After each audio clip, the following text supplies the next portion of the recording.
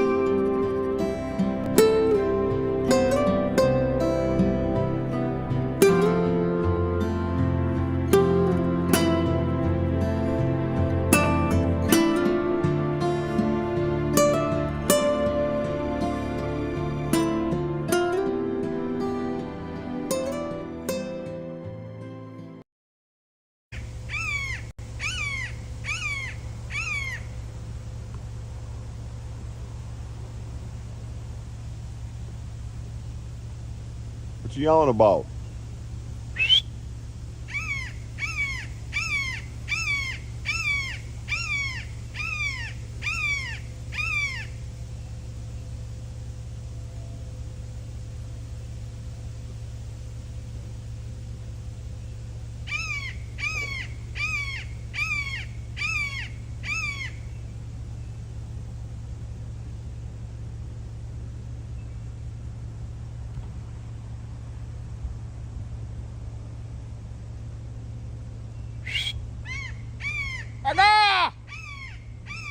Yo.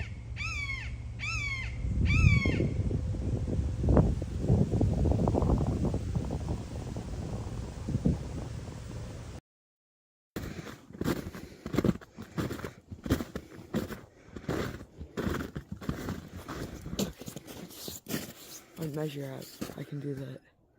What is it? It's just a heat filter. Oh, nighttime.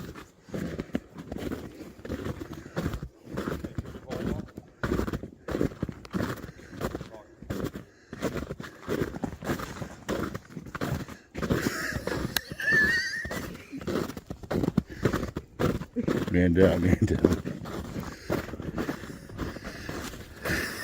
You all right?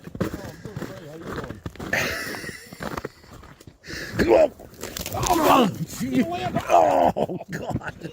Oh, shit. That was not on purpose. Holy shit.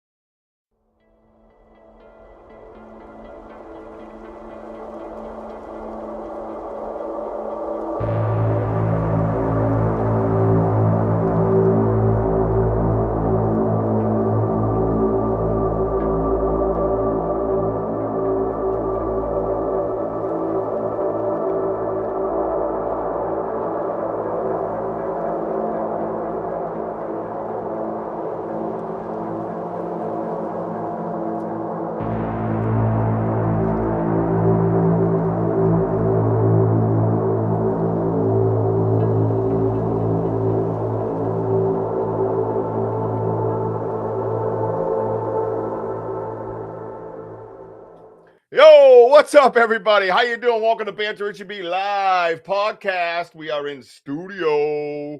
Yeah, I had a little bit of a long intro. Whatever. Don't hate me.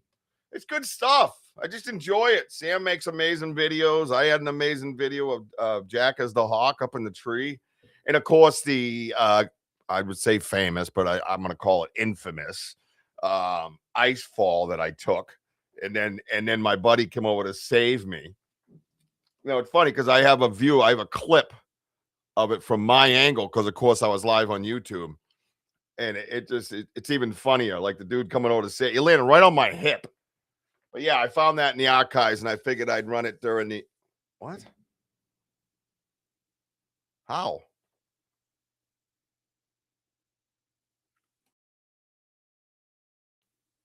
You saying you can't hear me?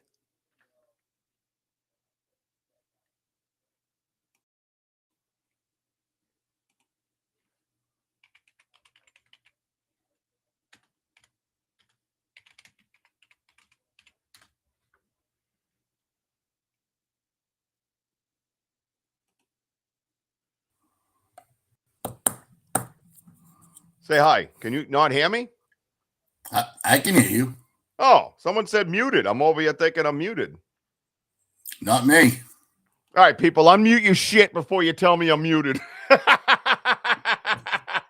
the way, guys, my name's WOJO. I am not the other guy. Boom! Welcome to the show.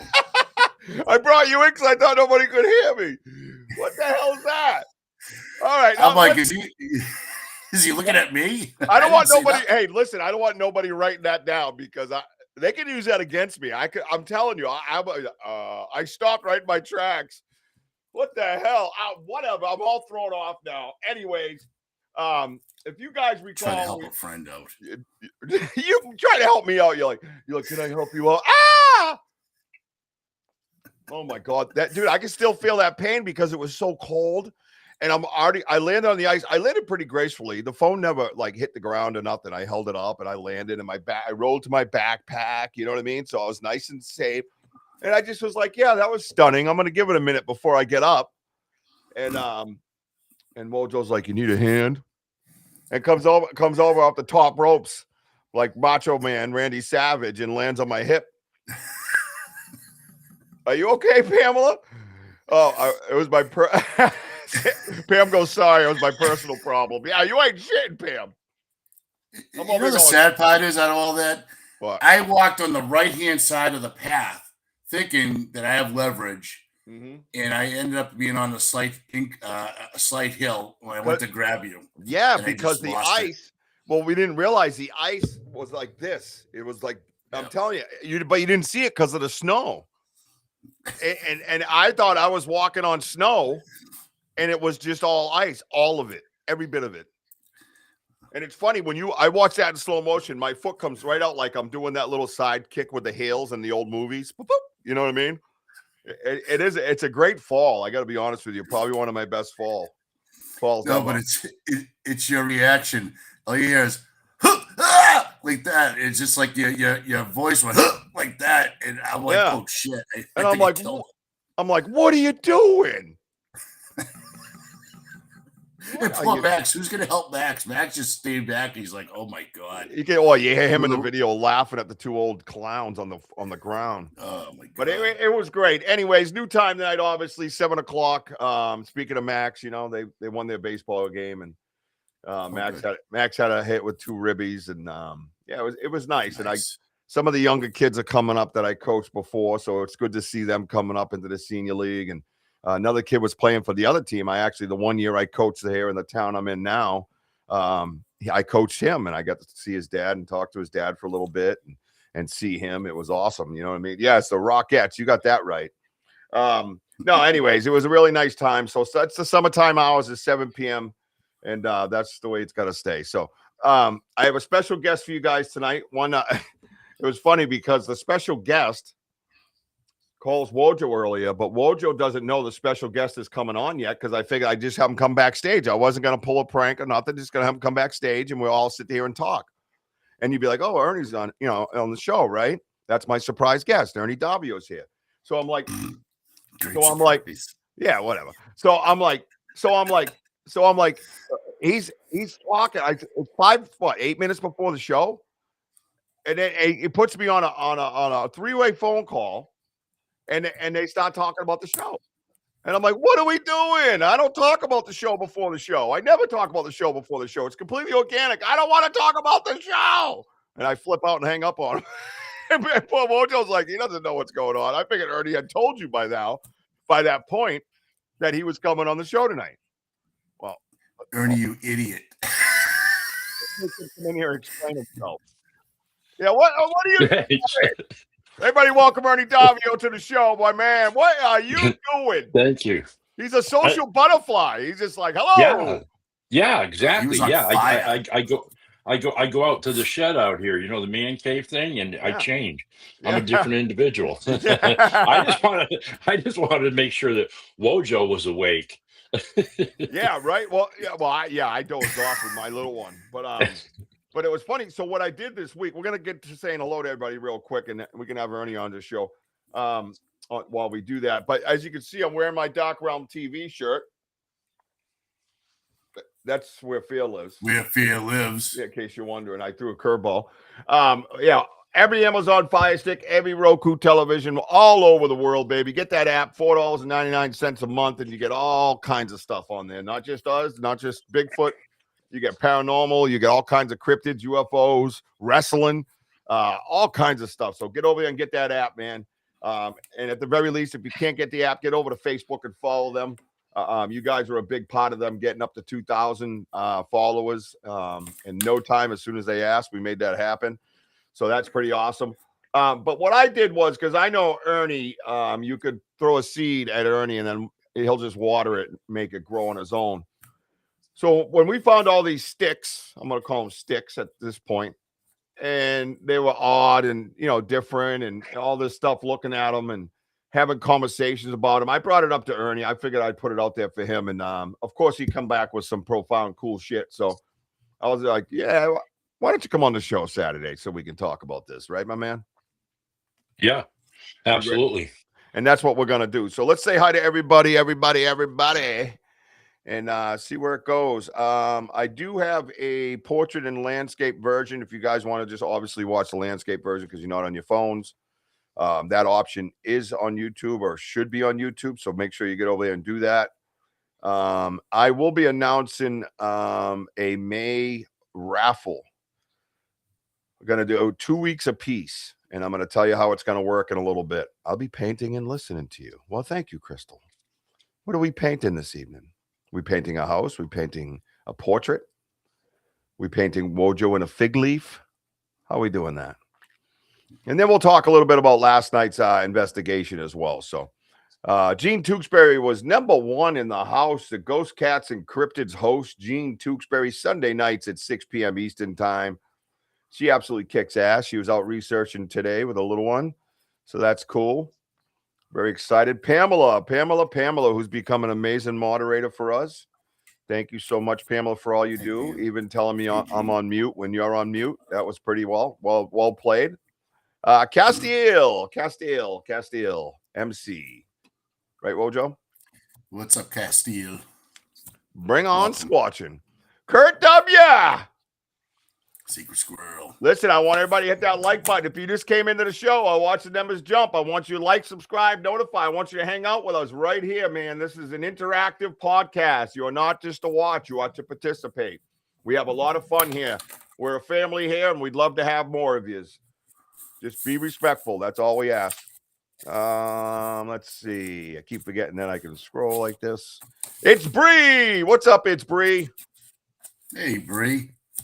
Yeah, everybody hit that like button. If you're in here now, make sure. I'm going to go check on YouTube. I want to see those like numbers go up. Likety. I got everything downloaded or uploaded or however you want to look at it into the background. We're going to swing around into the big wall, and we're going to do it early, man. We're going to look at these sticks up close, and we're going to have a conversation. You tell me by the end of the show, are these just sticks or are they tools? Are they tools used by our friends? But you got to know context. Context is everything all the time. Remember that. Martin's here. Martin. Dude, I got hungry today, man. Like crazy hungry. I have not eaten like that. I had like 4 pieces of pizza and a peanut butter and jelly sandwich. Does that even make sense? I think I'm pregnant. All right, on with the show. Okay. Let's see. BMO cheesecake all the way. Cheesecake's the best. See, I just talked about food and there's cheesecake. I should have got a damn cheesecake. New York style is awesome. Oh, I'm telling you, man. So don't get me started. Denny O's in the house. What's up, big Denny? We were hanging with Denny last night. Denny says, "Hey, I'll meet you at the location at 5:30." That's what he says. I go, "Aren't you right over at the campground? The campground's literally half a mile from my house." He's like, "Yeah, I'm on my way then." Like, I'm coming to the campground to see you and hang out a little bit. I don't get to see you that much. He tried to deflect. Didn't work, buddy. I showed up at the campground. Yep. JT's in the house. Hey, many blessings, JT. JT. Wes Whittam. What's up, dude? WW. What's happening, Wes, my friend? Wes, I got to talk to you because you and I had a mutual friend I noticed looking at your Facebook. Does Brad Delp ring a bell? God bless you, brother. I'm pretty sure it does, my friend. Pretty sure it does. He's a lead singer of Boston.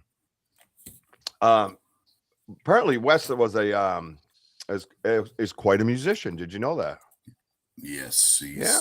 I think it's fantastic. With knowing these people, got some history.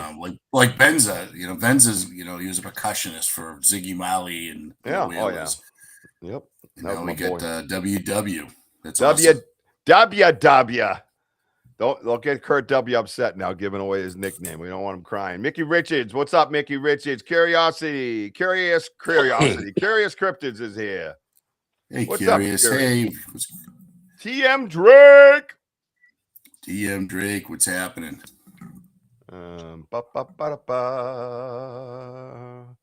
All right. All my nonsense that I love to write. Finchy's in the house. He says, welcome to Bigfoot Banter with Richie B and the WOJO Mojo. Hey, Finchy. Finchy, D-Hoot. Hey, D in the hoot. The Buddha.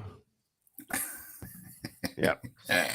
Plus, I don't know how many people that we've had a lot of new people here, so I wanted to see that video because that video is a great way to start the show. Have a laugh at yourself, enjoy it. You know what I mean?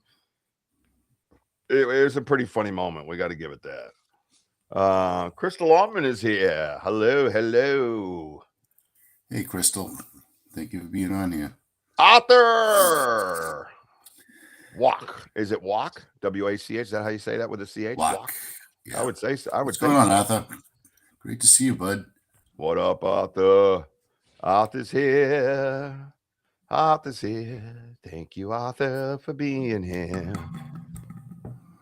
What was that? What was that? Did you knock over? WOJO drumming. Did you knock over a trash can? I'm right here. Oh, Ron Winowski. We are always watching. Oh, I don't know whether to say thank you or shut my shades. Great to see you, Ron. Thank you for being on here. Yeah, that's what I meant. Mooncat Ops. What's up, Mooney? Go check Cat and the Ops. Go check out Mooncat Ops over on YouTube, man. He's got a cool little channel going. So make sure you guys all support him and his adventures, man. And that's what he calls them. What's that say? Martin? Nor Ernest Martin? I don't know. No. Is it no? Oh, I got to figure that one out. Welcome to the show. That's a new name. Good to see you here. A little one is doing a 5K run tomorrow, so I'm making signs. Oh, okay. There you go, Crystal. Doing the 5K. Steven Panzini. Hey, forget about it, huh? What's up there, Pazzini? Benno says, good morning, everyone. Good morning / evening, y'all. What's going on, Aussie? BMO says, tools done. Drop the mic and walk away. Kelly Porter, New Hampshire Bigfoot guy. Hey, guy. What's going on, Kelly? Look at all these lovely faces in here. I love it. I love it. I love it. One grateful mom. How are you? Hey, guys. Ven's sister in the house. Yep, that's Gayla right there. Hey, great to see you on here. Love you, girl. Oh, it's Noreen. Noreen Martin. I'm sorry. Yeah, you met Noreen and her daughter who just recently got married with Billy. Saint Martin. Saint Martin, yes. That's what threw me off was the ST. Yes. Yeah. So it's Noreen. That's why I kept reading it and I didn't say hi. I was like, who is that? Yeah, sorry, Noreen. No, good job, man. Yeah, you got me, Noreen. I don't know why her name looked different. I've seen her in here before. Are you on a different platform? I know. Is she on a different platform? No, Ben YouTube and Richie WOJO. Ernie threw us off. That's all. Blame Ernie. Ernie's. Yeah. Yeah, it's right there. Sorry, Noreen. That was WOJO's fault. Yeah. When all else fails, blame the WOJO. Everything else is my fault. Yeah. It looks like it looks. There's something different about her name. I don't know if it's the purple N or something. I'm a pretty visual dude and I have photographic memory, so something's different. I don't know what it is, but it got me there. It's the EST. It's the. It looked like separate like words, almost like Ernest. When I looked at it, Ernest. There's another Ernest here. I was too. I thought it said no Ernest. Like Ernie, somebody doesn't like you. Yeah, you got a hater in here, Ernie. That's right. No Ernest. Ernie's stand in line. Ernie's dealt with that before, right, Ernie? Yeah. Stand in line. Yeah, stand in line. So check it out. I was working down the softball field today, getting it ready for the season, and I found this cool, empty little boxer shell. Nice. Oh, that's cool. Yeah, it's even got his spine rack in there where it was held. His spine was held on. You can't really see it, but I'll show it to you later. But anyways, I thought it would be a nice little fit for my desk. Nice and disgusting. Okay, my friends, let's talk some wood. Well, there's one up there. Hang on. I'm really prepared for the show. Hang on. I was sleeping, remember? All right. This is my favorite, to be honest with you. There's one other one. My point of interest is this guy here, because I want to know why it's made like a medieval weapon, right? With those extra points on it. You see the 3 extra points? Like like you stick it in there somewhere and it's pretty awesome. Stab and grab. Yeah, it's pretty awesome, right? But so Ernie, I reached out to you. Yeah. And we had a nice, interesting conversation. I was sending things over to you via the phone, and we were talking about that. And because I'm, I get pretty, I get curious like everybody else, right? We're all a bunch of critical thinkers, right? We all get really curious, real fast, real easy. And I said, well, who do I know that I can send this to? Because we have a great team, right? And you're part of that team, and everybody on the side, and things you could send to Curious, and she goes crazy and just runs with it. You can drop info in the messenger, and then there's banter back and forth between Kurt and Denny and Andy, and people in there, and they're breaking things down. Robin jumps in, Martin jumps in, and you get all these beautiful points of view about the one subject. And it's really a great way to research and add to your research and try to find answers. Because, this isn't a show just to be a show. This is a research broadcast, basically, to find answers, right? So we don't have fans. We have professional researchers. That's the way I feel about it. And yeah, nobody's an expert about Bigfoot and all that stuff. I'm talking about when you research so much in your life, or you do anything so much you become a professional at it. And you have your own techniques, and you have your own style, you have your own thought process, and you add to others. And that's what we have. And it's one of the most profound group of people that I've ever been around, and so smart, so brilliant. It's just awesome. And the different walks of life and all this stuff, and they all come together for the same reason. And they're smart as hell, and they add to it. So I go through my little brain Rolodex. What's up, Frankie Too Sweet? I feel a little weird saying that. Hey, Frankie Too Sweet. What you up to? So I go through my Rolodex and see who fits what the best. Right? And I felt Ernie Davio would fit this subject. I'm not saying he's better than anybody else, but everybody has an area kind of. And I know Ernie's going to stop breaking this shit down. I know he's not going to be able to help himself. He's going to be all over this shit. And you plant it, you have the conversation, and then you wait 24 hours. And here comes Ernie, man. Here comes Ernie with his analysis, right? Yeah, Frankie, is that cool? We have an understanding, right? I'll call you Frankie, and the ladies call you Frankie Too Sweet. Fair enough? Or Wojo. Wojo likes calling you that. No, I'm going to call you Frank Furter. That's it. Yeah. Come on now. Frankie between the buns. How's that with relish? Hi, Mary Newbert. I love you. Everybody that just came in, please hit the like button. I really want to see the likes go up. The like buttons. Fair enough. Let's get those emojis rolling. Let's get this built up. We're at a new hour. I'd like to see that climb pretty quick. And, hopefully we get, more people like us kind of in here and sticking around. The ones that come and go, they come and go. It's not their thing. No big deal. But the bigger team we have, the better, a lot of critical thinkers. So Ernie, when I called you, I started showing you these sticks. We started putting our heads together a little bit, man. What'd you start to think when you saw some of them? Well, as soon as you started showing it to me, my head just started spinning. I call it, going back to what I've learned, what I've read, and retained. A lot of people are like, for instance, if you look at Russell Easterbrook's book that he put out there,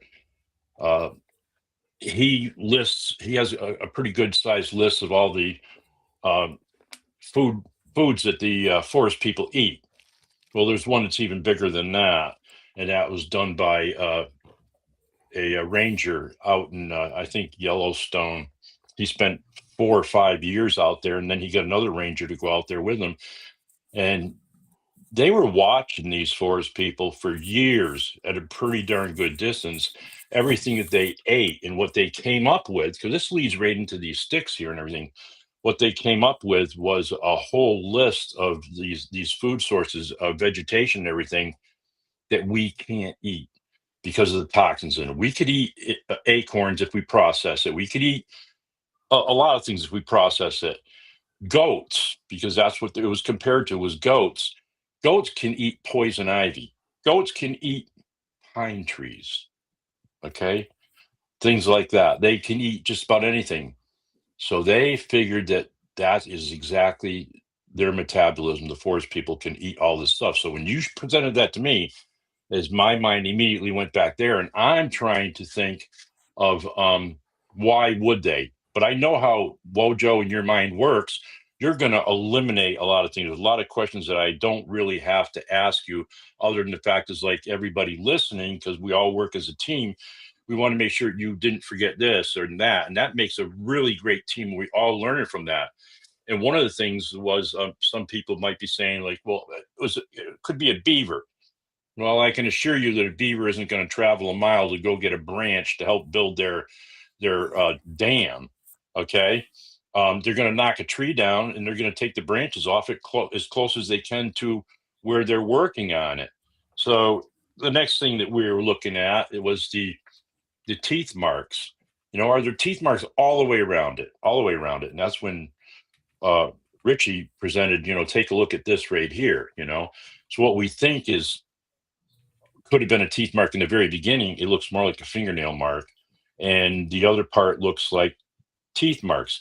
Now, those teeth marks have been recorded by a great witness that he actually found. He didn't find them, but they were reported to him 2 bone piles on Mount St. Helens before Mount St. Helens blew up.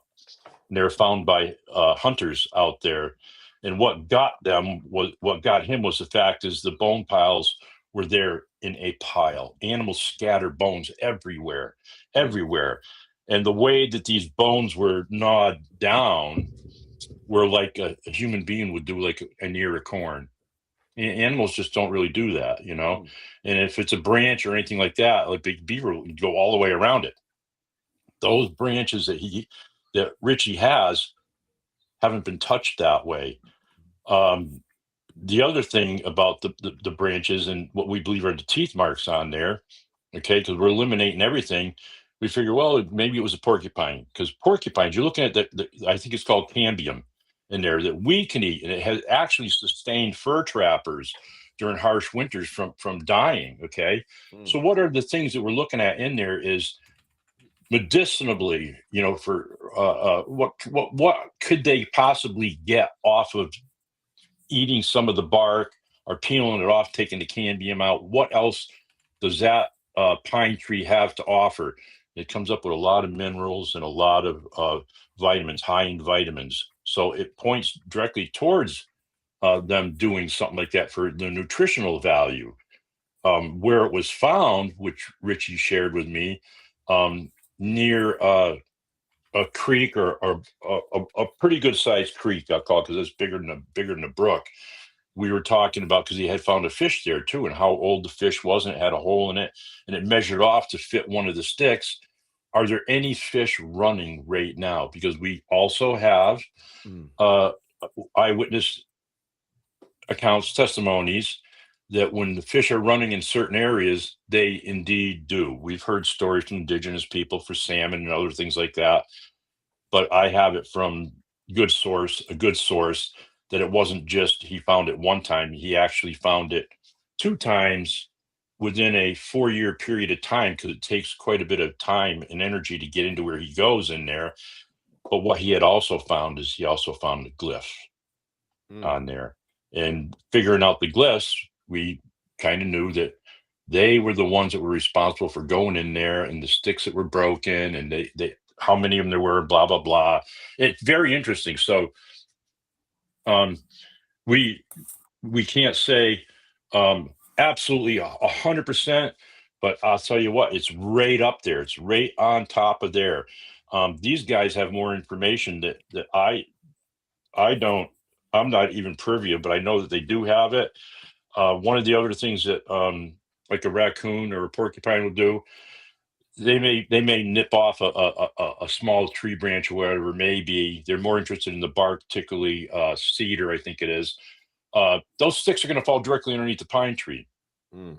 There were no pine trees around there. It was located next to a slide, what you call a slide. People unfamiliar with that is if you look at a really steep hill, if you go up the hill like Jack and Jill and you want to come down, you're best off not to try to, particularly where I live right now, to try to come down and stand up. You want to sit down, and believe it or not, deer do that also.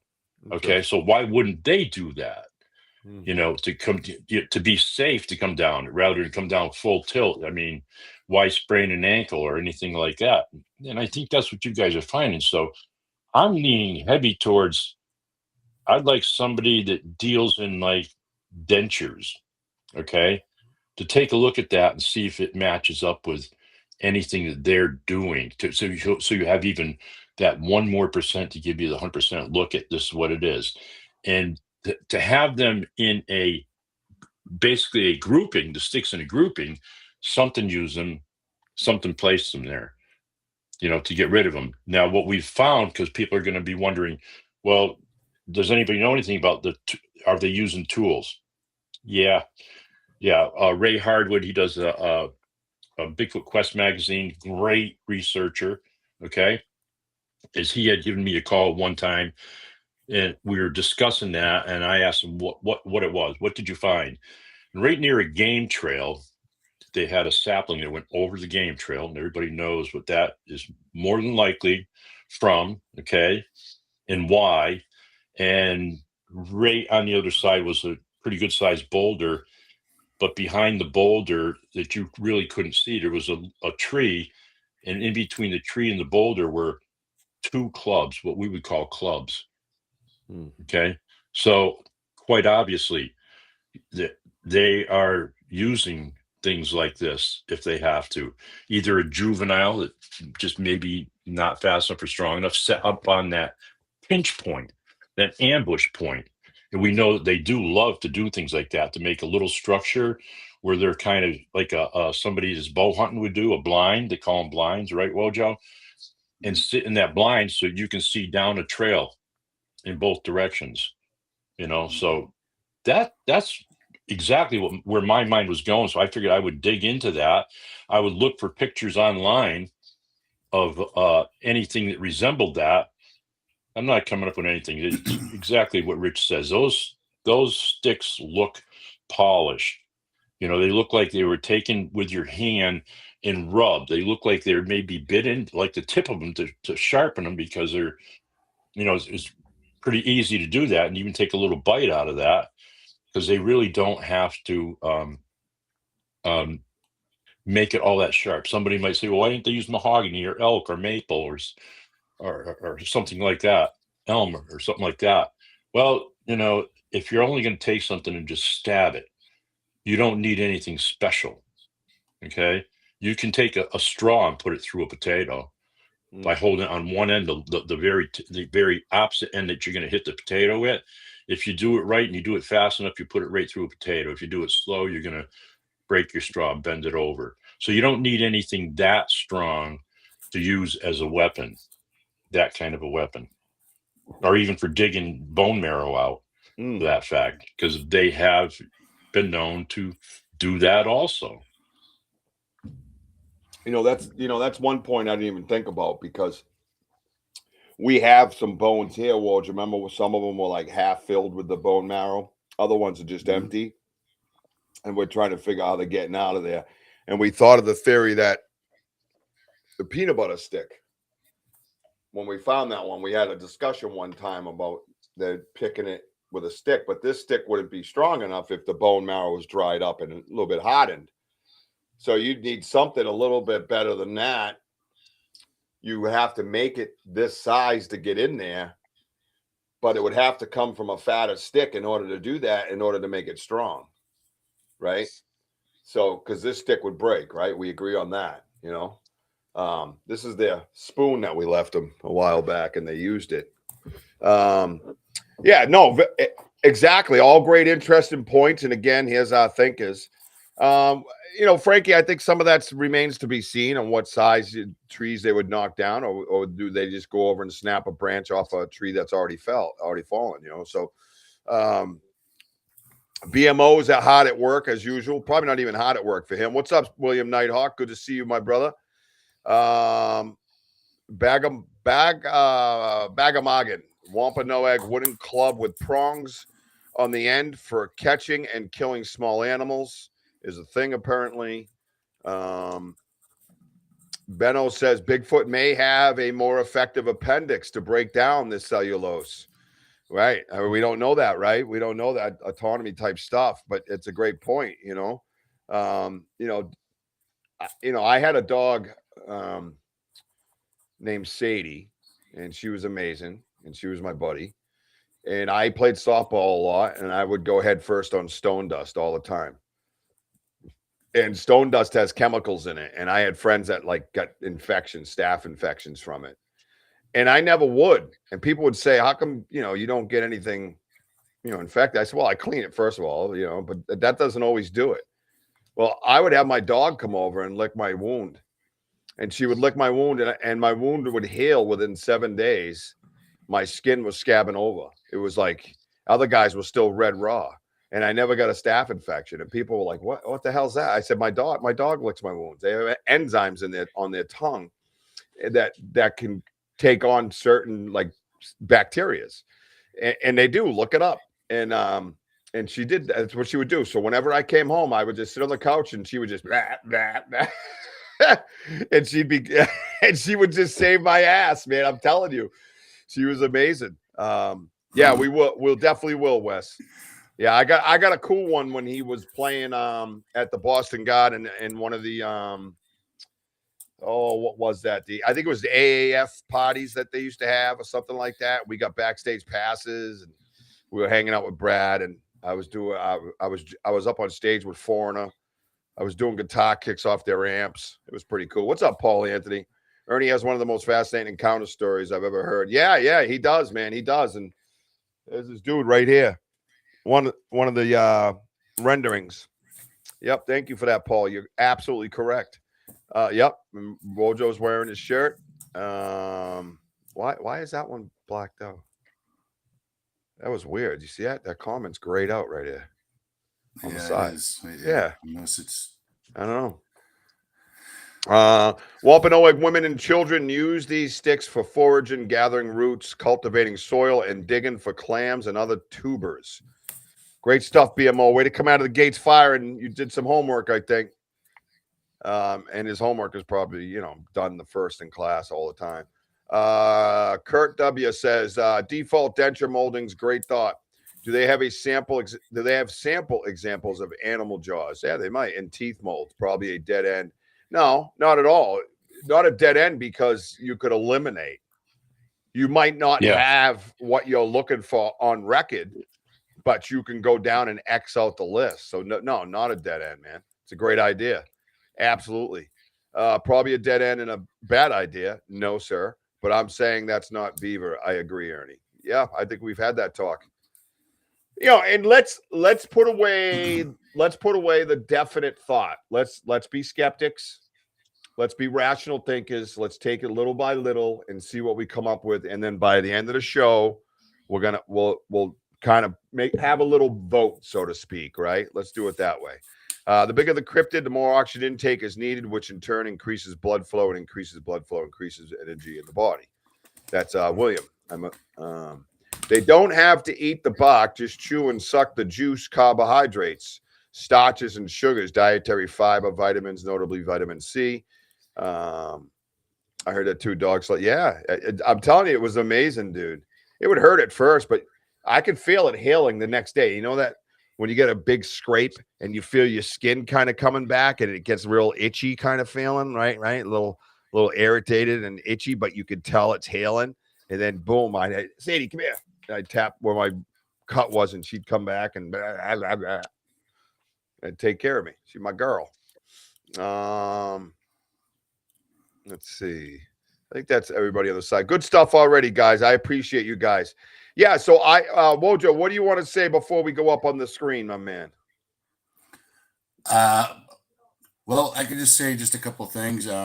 Tools can be made for like various sizes depending on what they're making. And also too, to back it up, where we did get to the ridge, don't forget the pine trees are more in the inlet side.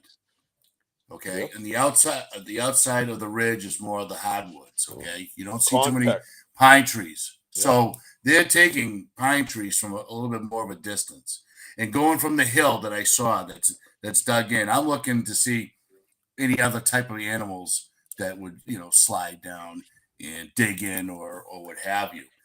And I just found it just seems something very large in width that went down with depth.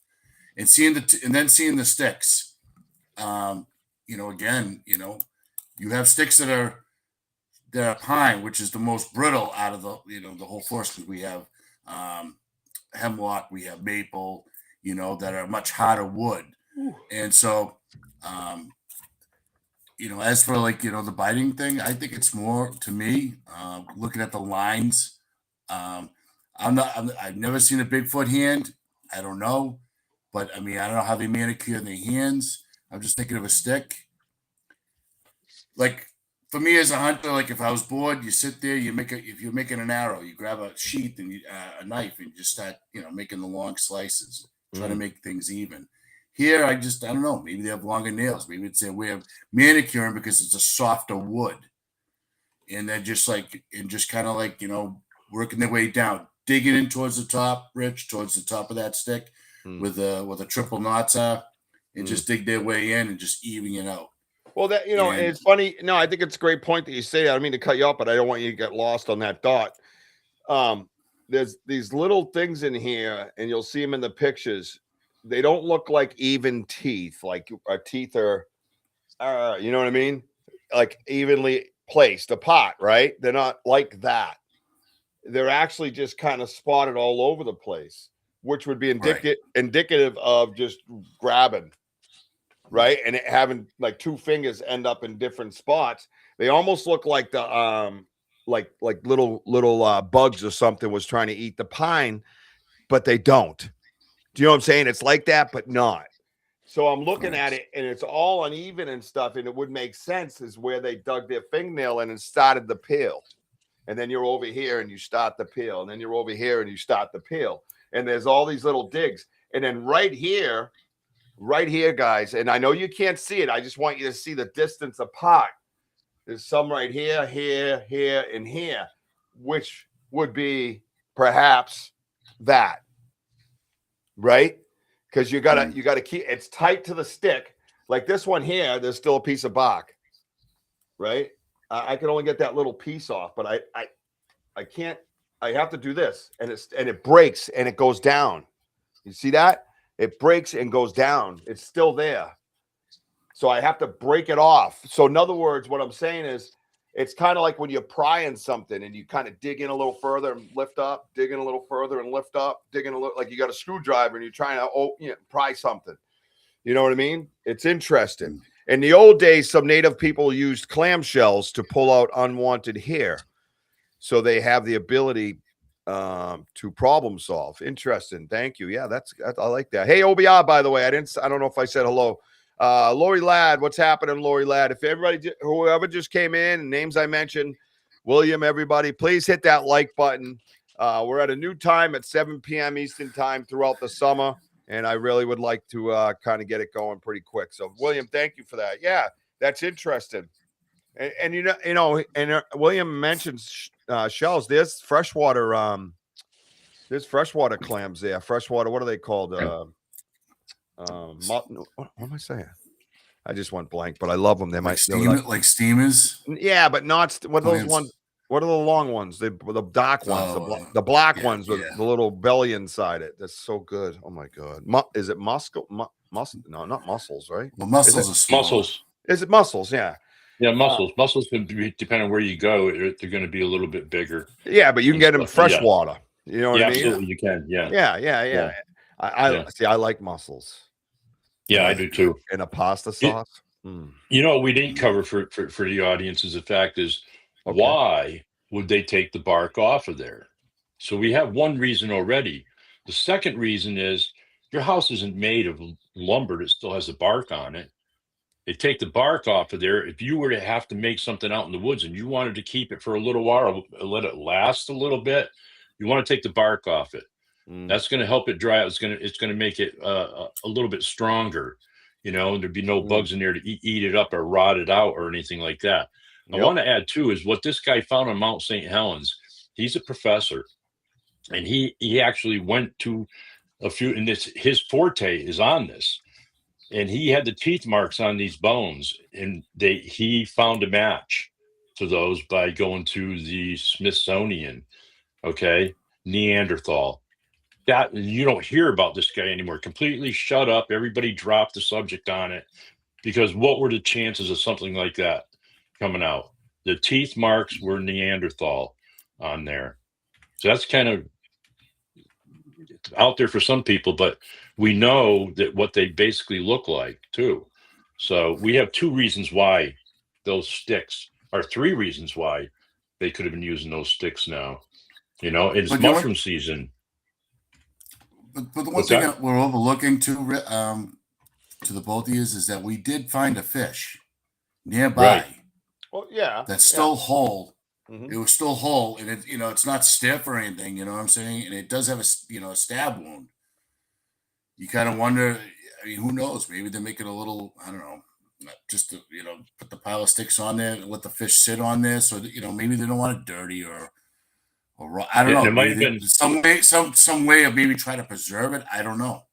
And it might have been a fish that they actually didn't get on the first shot, that they stabbed it and it just kind of swam out a little bit from there and then wound up floating and the breeze blew it into the shore. And that's where you guys found it. You know, Well, maybe they were well, disturbed. right. And one thing, well, it is a little bit of a pool, and Mojo was looking at the depth of it. The river flies by, and it was at the beginning where a little mouth opens before it goes into a brook. And we all know, and I'm sure William can add to this as well, when it first comes off that river, they get kind of spun or lost. And all of a sudden there they are in the beginning before they can gather themselves and either head towards the brook or back out to the river where they can't get them. They're in this pool.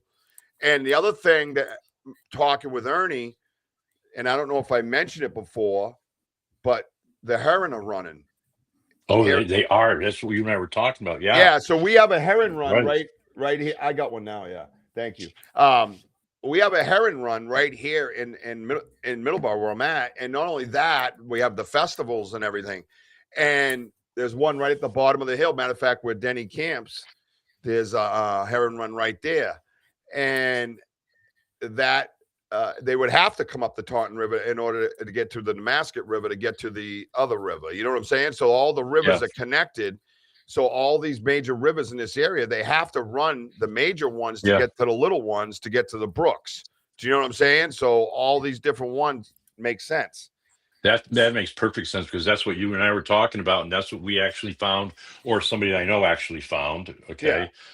In Washington State, and it was a particular fish that happened to be running off of that creek or small stream or whatever it was at that time of the year. So that's why he went back, a year or so later and found it again with the same stuff that was there. They just rearranged it a little bit, their glyph and everything. So it was actually at the same time that the fish were running. So there you have a little bit more to add to this too. The herring were running 100%. Yeah. And well, the best part about it is if you look at it when they start to run, there's masses of them. We used to put the fish on the stick to cook it sometimes, guts and all. Interesting. A fish bone would be a good tool for scraping out marrow, I reckon. That's a great idea. Yeah. The ribs. Or a comb. If you get, like, say at the beginning of them running, there's a little bit less. And then they kind of build up, and then the same on the back end of it, they dissipate, and there's the stragglers, so to speak, right? So I'm almost certain, Wojo, I have to look at the live. I'm almost certain, looking back, that's a heron. That would be pretty good. I'm almost Hey, certain. can I It's ask you it's a guys a good question here? possibility. Because you mentioned the inlet to this little like I'm going to call it a little pond area or a pool area. Yeah. We do know that they make fish traps, and they use rocks to make fish traps. So it funnels the fish into an area Right. that they it's going to be harder for they can only get out one way. Yeah. Right. We talked about Wojo and I talked about that, but Wojo, if you think about it, maybe not so much rocks. That entrance way is kind of jammed up. And I know the river flows, but there's logs blocking that entrance. I've Because seen logs now, but yeah, I mean, I have a video. I have a video when I saw, remember that shadow that was there, then wasn't there? There's a video of the river flying because it was up high. And there's a log right there. And I remember I mentioned it. What's that in the water? Looks like dragon spikes or something. There's logs stuck at that entrance. I wonder, instead of those, and rocks obviously sink, but if they can get a detour, if you just put like an off ramp out of a log because you got it kind of stuck in the ground somewhere, and they're coming down the river and they hit that log and they detour left. Well, use it as a dam or a shut-off point. I mean, yeah. Just even a detour, because if there's a 10,000 heron running, something's gonna hit that little. They use the locks as it is with heron.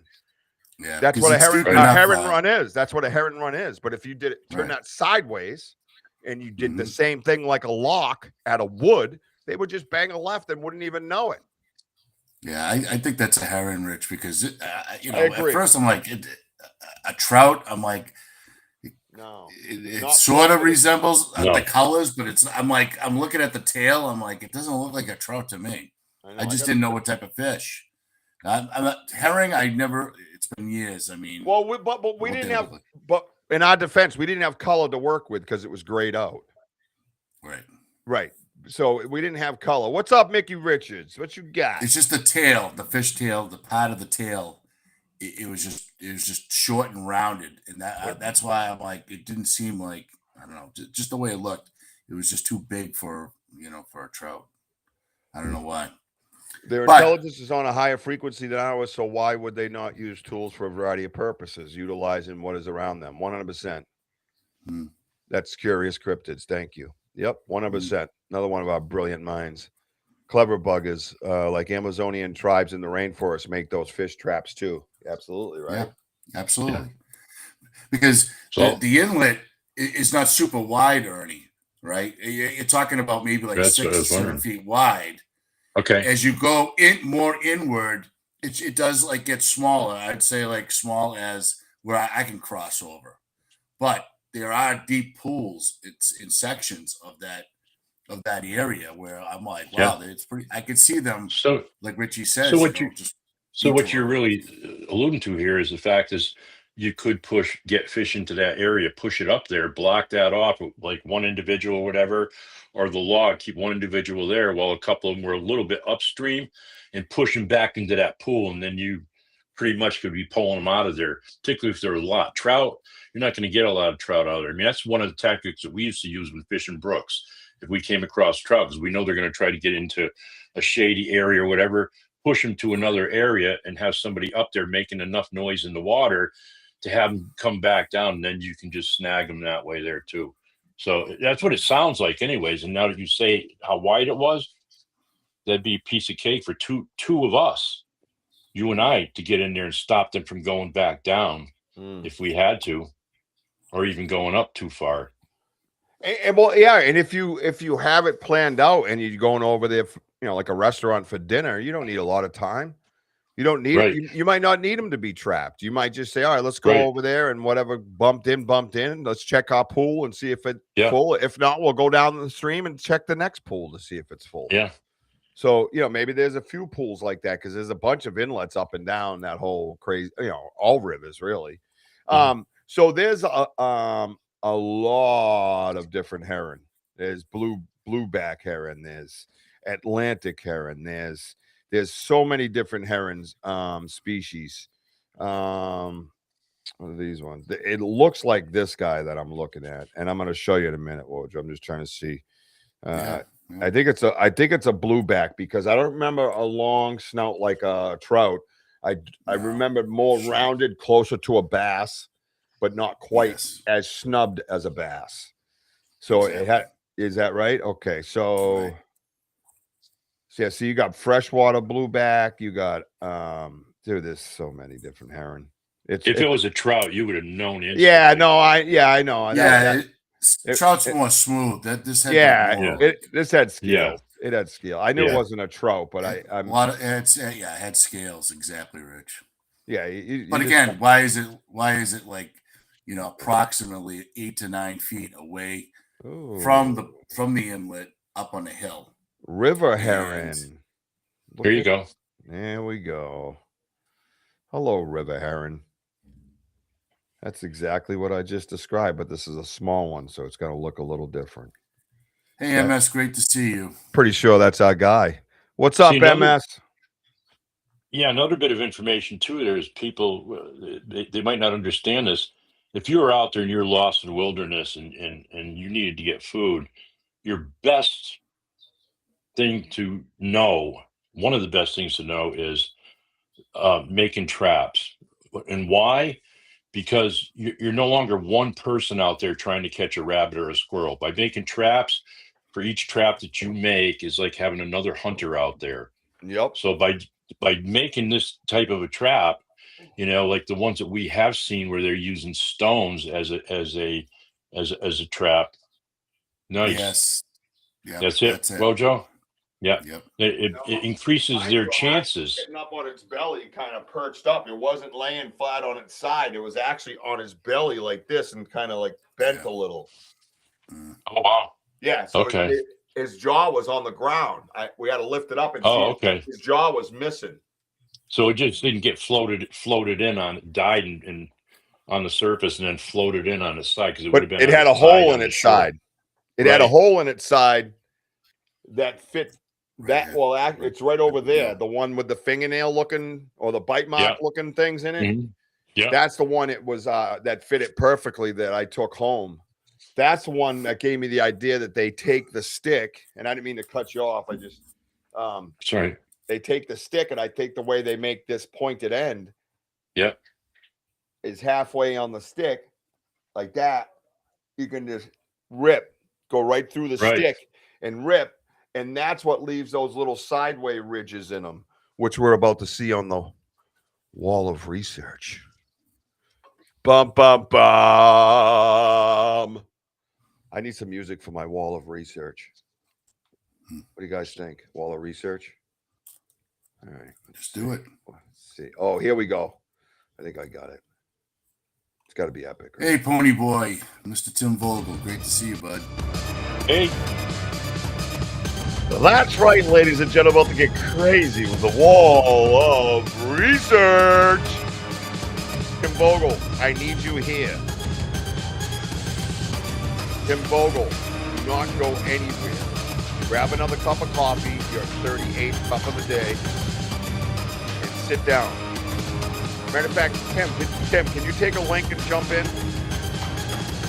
Tim Vogel, wilderness expert. You get a link and jump in my show right now. The wall of weird. There you go. Someone's paying attention.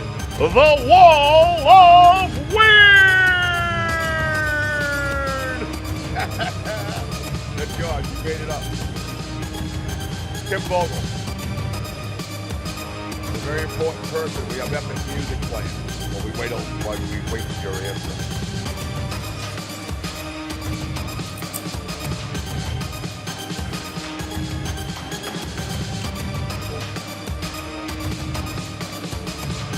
Let's just find out, Jim. Gotta get to the wall of weird. We'll be on the 3 hours. Just one other thing too, Ernie, is going by the ridge. I don't see no other disturbance of drag marks anywhere. Right. Through that ridge. But having that big branch, that pine branch, that's left on the log and some of the branches were stripped off. All right, Deacon and Tech. So they weren't finished what they were doing. Just go to the bathroom and tell them you got a really upset stomach and you'll be taking a 30-minute to do. All right? I'll turn down the epic music so they don't hear you. I think I got something here that plays spot sound. I'll play spot sounds while you're in the outhouse. All right, so.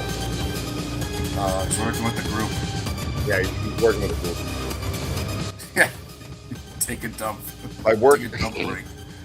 Get one of those plastic outhouses and I'll make fart sounds echo off that fucking wall like a concert. And what Tim Vogel means by working with a group, he's on someone else's podcast. Whatever to him. No, I'm just kidding. All right, here we go.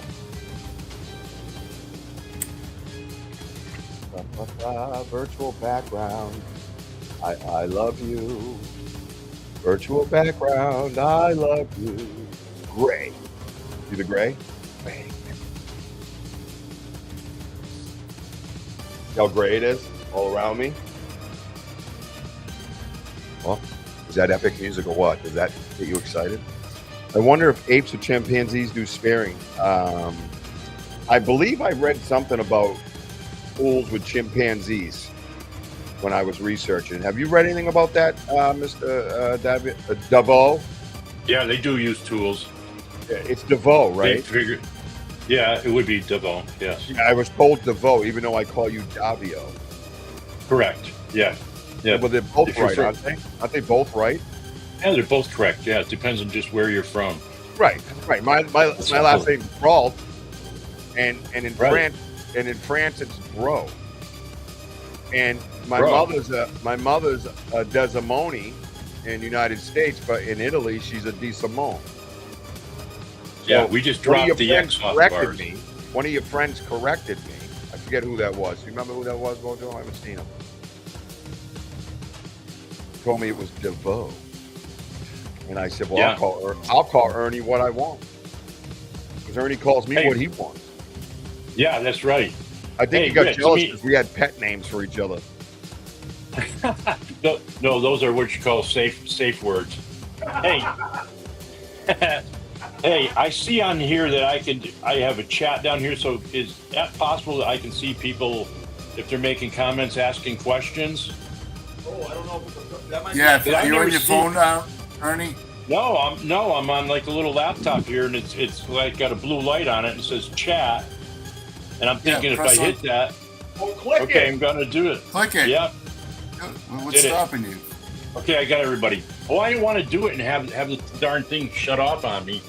Then I have to brainstorm on how to do it again. So after all these podcasts that you've been on and talking, you never knew that no. existed. A lot of people that I'm on their podcast, they don't allow that. They don't allow their guests to see everything because they don't. Some people can be nasty. You guys have good moderators, and even still, I would just not pay any mind anyways. But Oh, we have the best. Yeah. MS, I will say this: if we believe that there might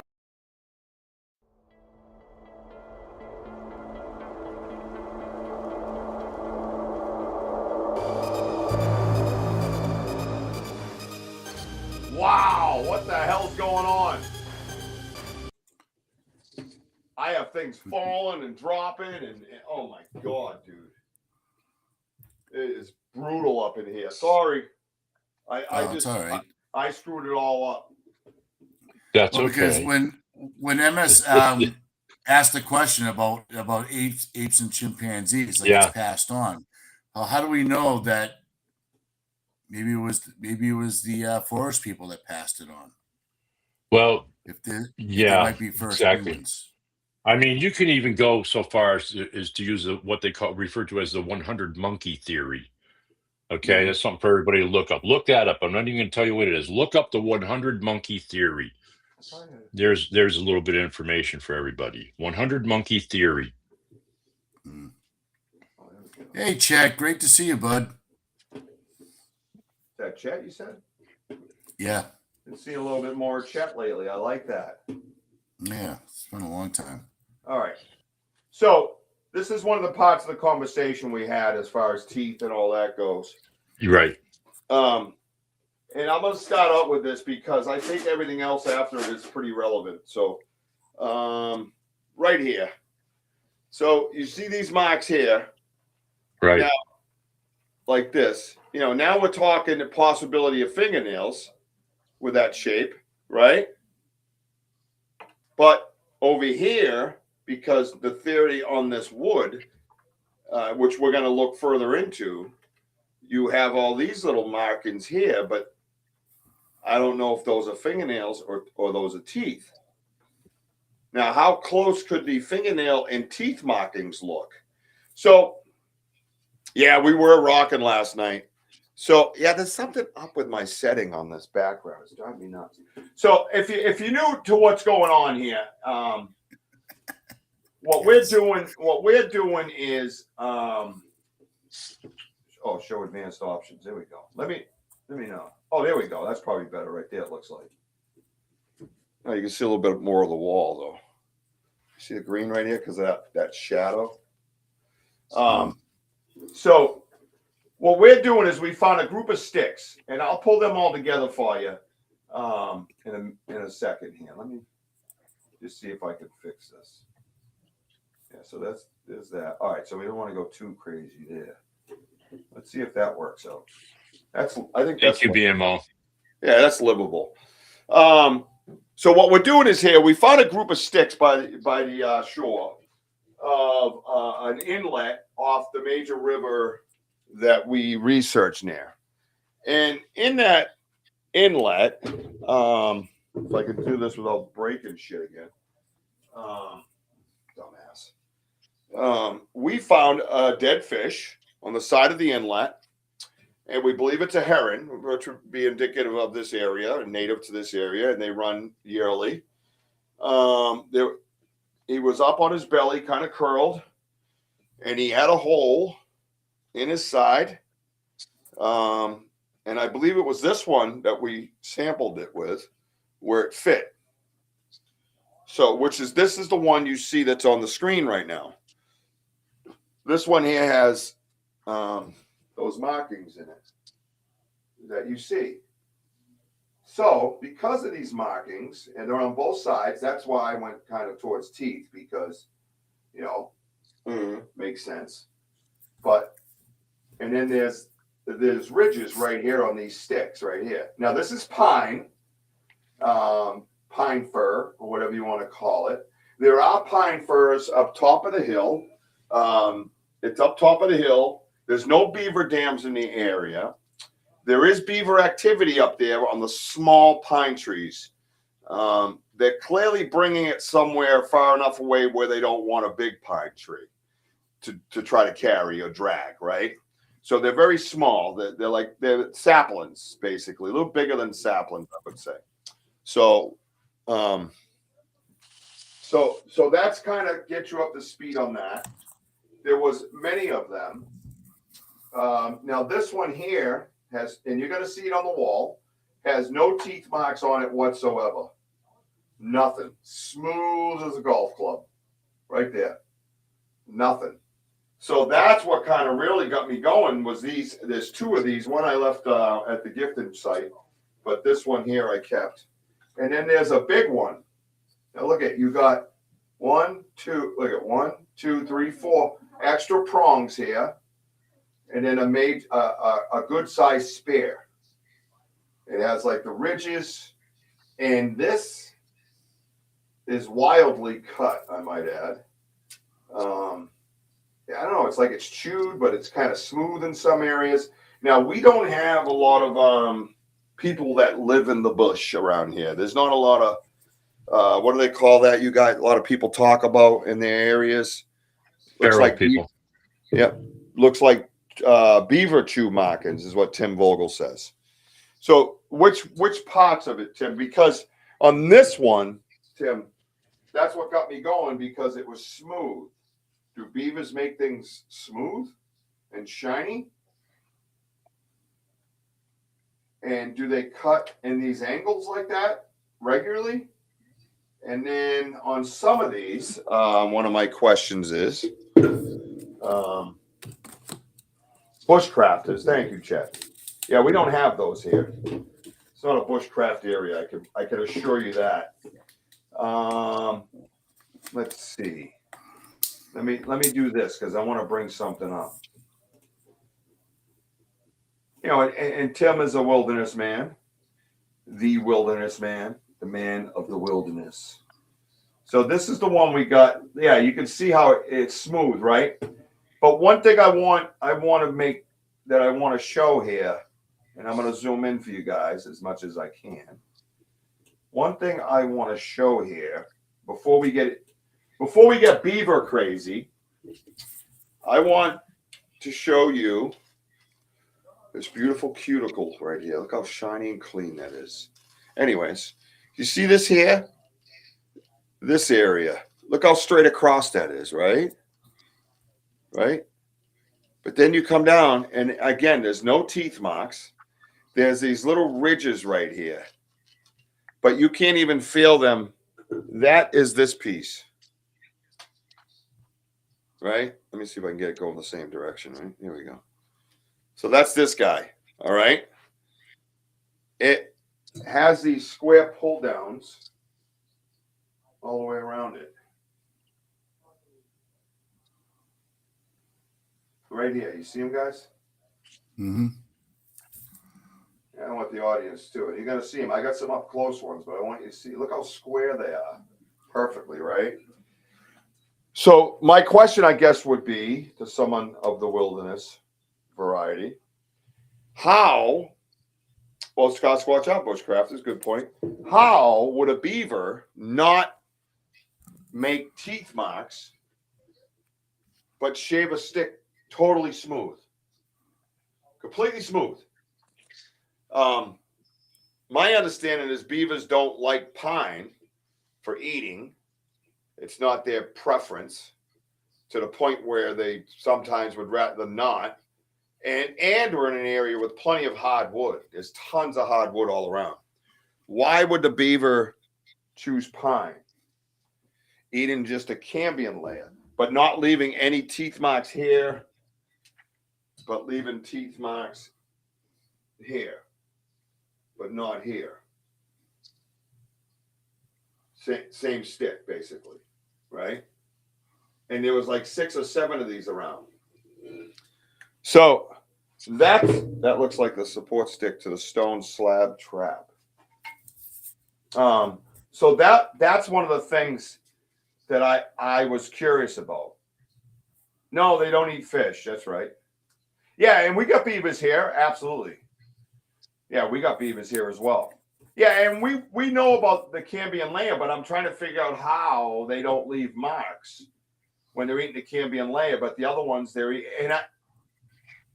And wait, isn't it my understanding that they don't like any of that in the pine as far as eating goes? I'm confused by that. Because my understanding, right, Ernie, is that what you read? I didn't read that they did not prefer the pine, but if they did, let's say they do, you would have it all the way around the stick. They would be eating all of it, not just a little bit of it. Oh, look how blurry that is. That's so stupid. They do make them smooth. Plus, swelling in the water would make it smooth. Yeah, it wasn't in the water. But no, that's a good point. Something to note and know. Let's see. Furious made a pretty good point too. Yeah, what about I think. the fish? Yeah, the fish. Yeah, I'm not sure if I'm not 100% sure. It'd be something Tim Vogel would. I thought that beavers do indeed go after fish. They will eat pine, but it's not preferred, correct? That's my understanding. And if they say they're in an area, what is going on? Is that WOJO? Yeah, I don't know. Fine, It might be.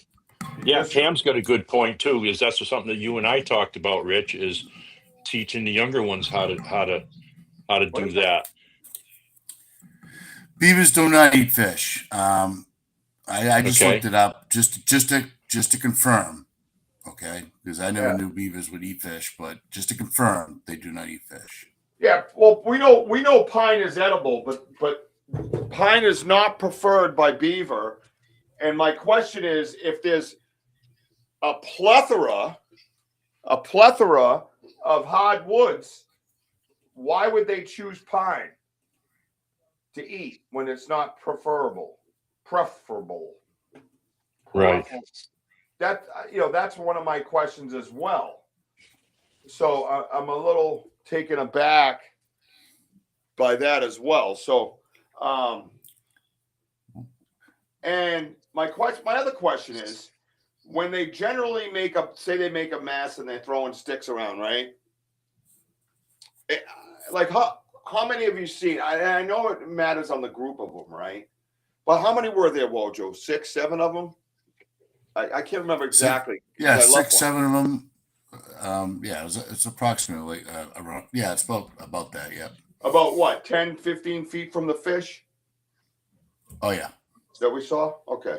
Yep. And they're down, and they're down at the edge of the water.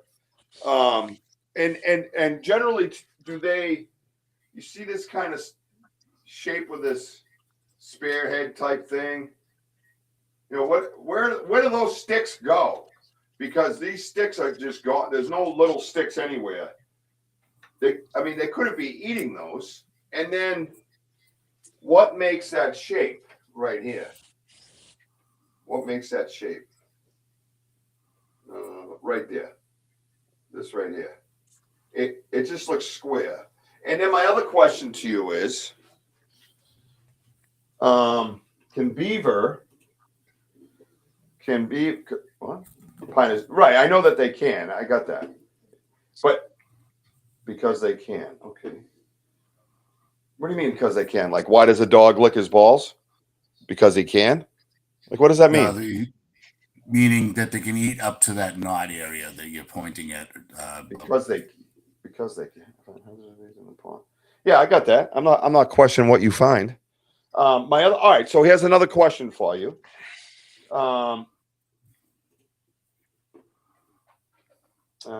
This is one question. Have you ever seen this?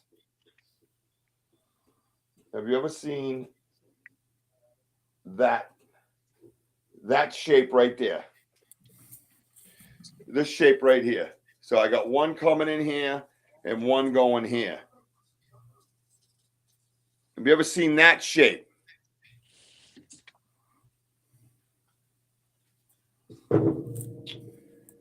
Yep.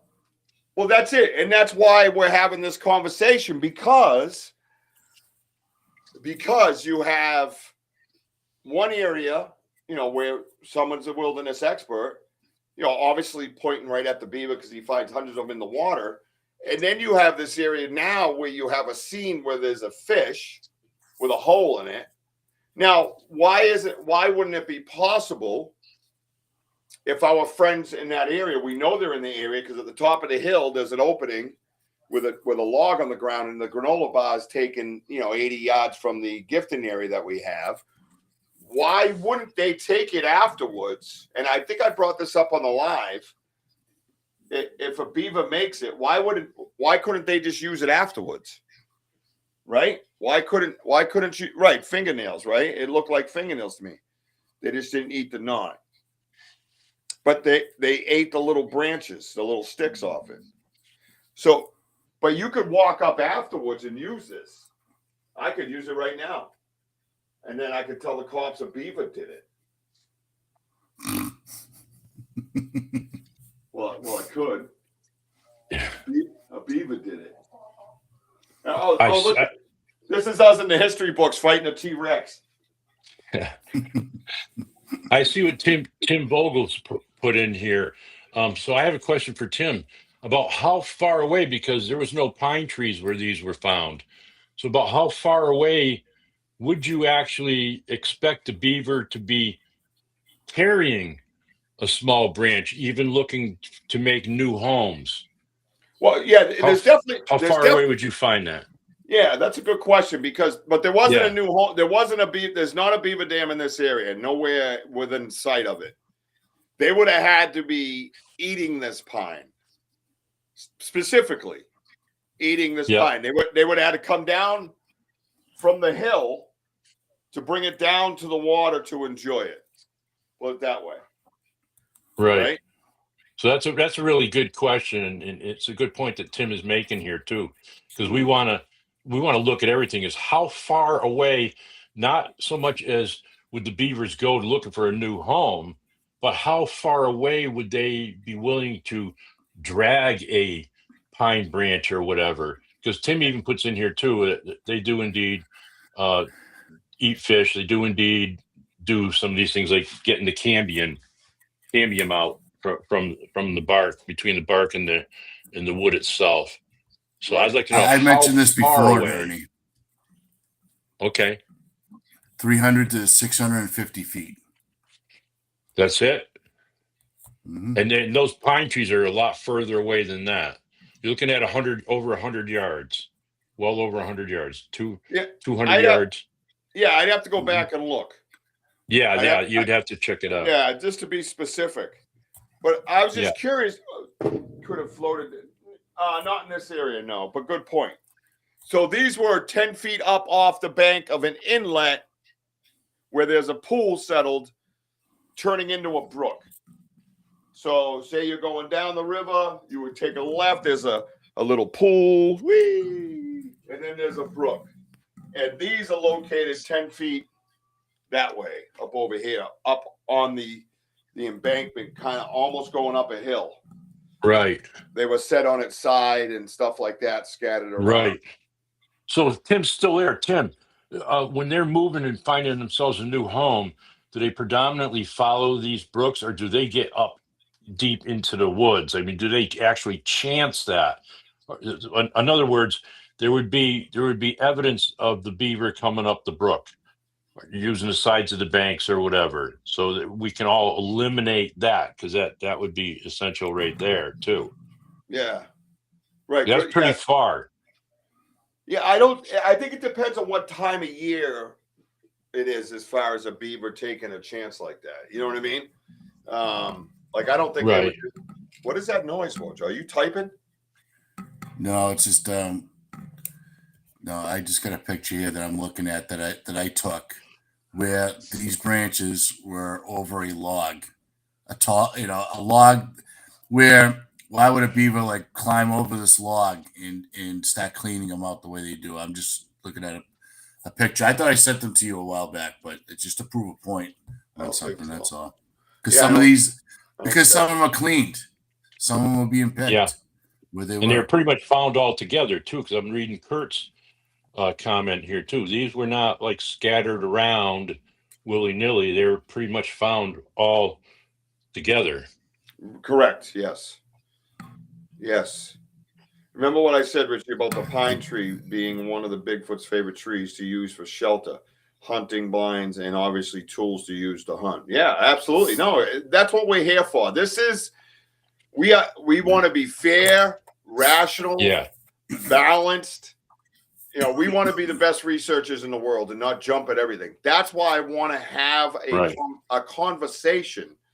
And maybe we can show the rest of the world you just don't have to run around shitting on each other and going this, you know. Yes, they do go miles. Interesting. It's funny because I've seen some beaver activity in that area, but I've never seen a freaking beaver in that area. I've never seen one jump in the river, nothing. I've seen them jump in on another part of the triangle in the river, and I've seen them a beaver dam up a little bit past the Farley, but I've never seen anything for beavers in this area. None of these inlets have beaver dams, beaver huts, beaver-like houses. None of them. Nothing. Or stumps. Dude, stumps nothing, especially. dude. No, there's a couple of... There is a couple of stumps up top of that hill that looks like beaver activity. It could be hatchet. I don't know. I got to look at it. But typically, hatchet is down and beaver is up. You know what I mean? Is the way I kind of look at it, right? Because a beaver's short. You could because beavers work in area, Rich, right? Like I'm going by me where when I used to be a hunter, especially in New Hampshire, guys. The dams I've seen is the biggest ones I've ever seen. But they work. A big, huge, like half an acre, just annihilated. I only saw like everything. 3 small trees slightly bigger than a sapling. I'd have to look at the cut marks because like a hatchet looks a lot like beaver activity, right? But a hatchet would have to go down because a human is above where they're cutting, and a beaver would go up because he's below where they're cutting. Do you know what I mean? You will. What do you mean I will? I've owned the place since 2002. Get out of here with yourself. I ain't seeing shit. He's a cryptid to me, buddy. It's beaver foot.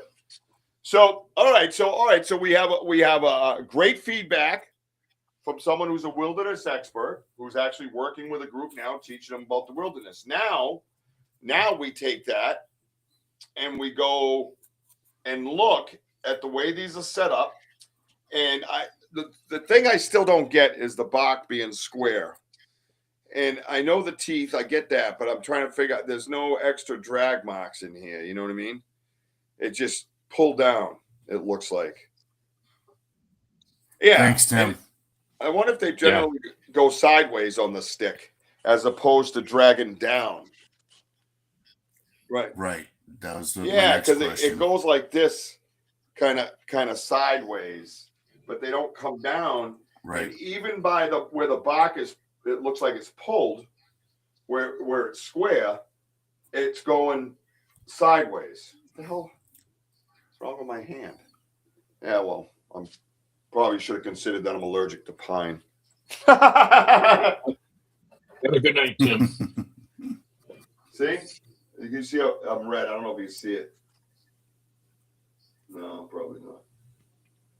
I'm breaking. Yeah, I can see it. Hiving up. Thank you, Tim.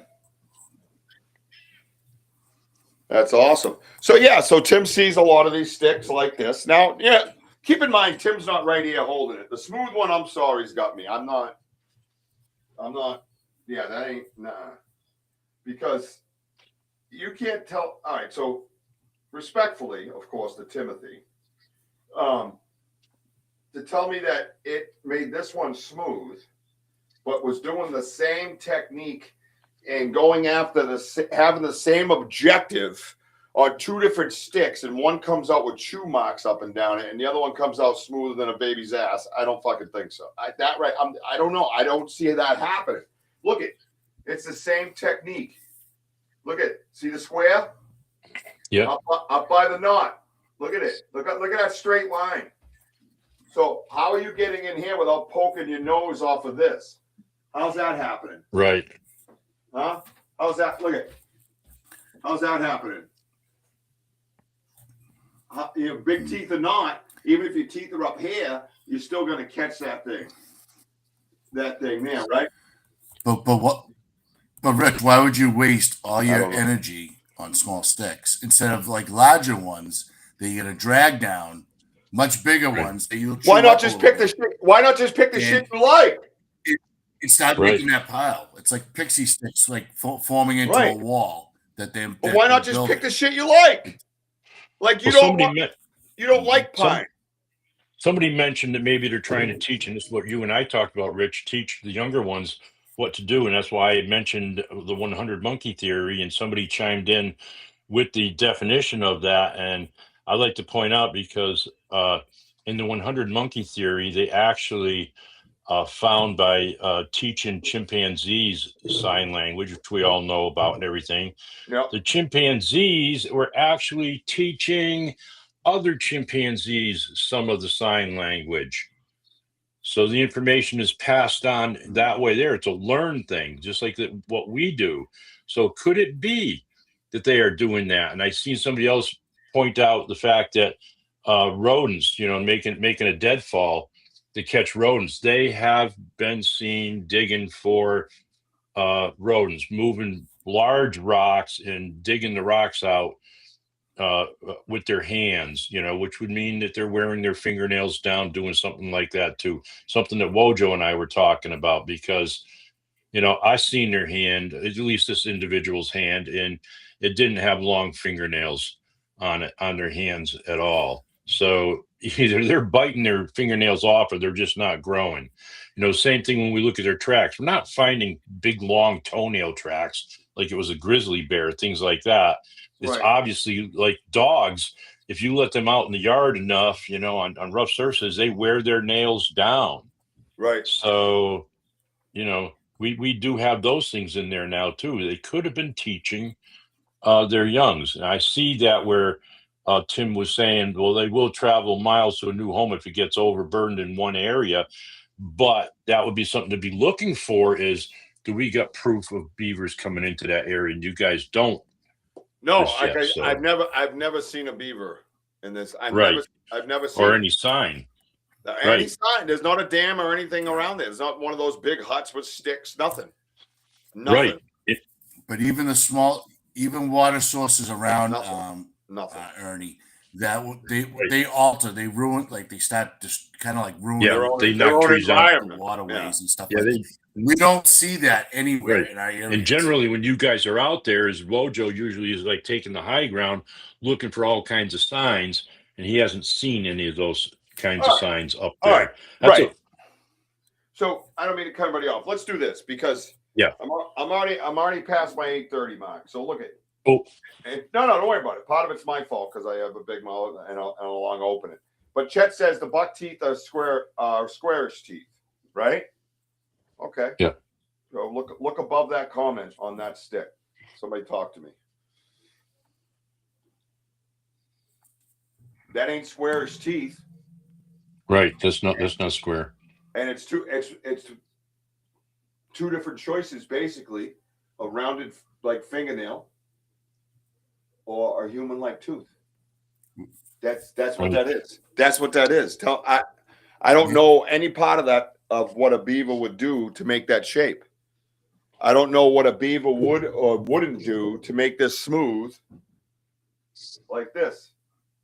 If you're eating the same thing off the bark off a pine tree, and you're leaving marks and dig marks because you're a beaver, what different technique do you use to leave it smooth?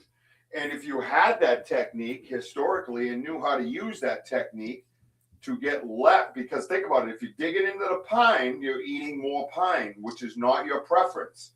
So why wouldn't you use this smooth technique and eat less pine? Because you're eating the pine because more so, I guess, because you have to, even though there's 1 billion oak, elm, what are the other ones? There's all kinds of cedar. There's spruce. There's there's birch trees, which I believe they love the most. There's even sequoia. We even have native New England sequoia trees or whatever they are here that are really solid hardwood. There's another one that I researched because I ran into it, and it's called, oh goddamn, Rich, I can't remember shit when I need to. Is it a sycamore? Sycamore, thank you. Sycamore is one, and yes. Yeah, they're hot as rocks. Oh my God. So my point is, you're looking around the forest. You're like, oh my God, I got birch on aisle 7. I got sycamore on aisle 2, right? I got some oak on aisle 3, some elm on aisle 4. Let me go to the fucking generic section and get that government cheese. You know what I'm saying? I like the government cheese. Don't get me wrong. That was my favorite after-school snack when I was a kid. Trust me. The government cheese was delicious. You could cut that thing as thick as you wanted. But anyways, beside the point, the cereal sucked. All right? Think about that. I'm going to go over here in aisle 1, and I'm going to get me some pine. That's one of the part of the thinking I'm having a problem with. Someone, they mentioned deer as well. And I don't know much about, but that would be if the food was scarce. In this area, there's an abundance of all kinds of food, man, for days.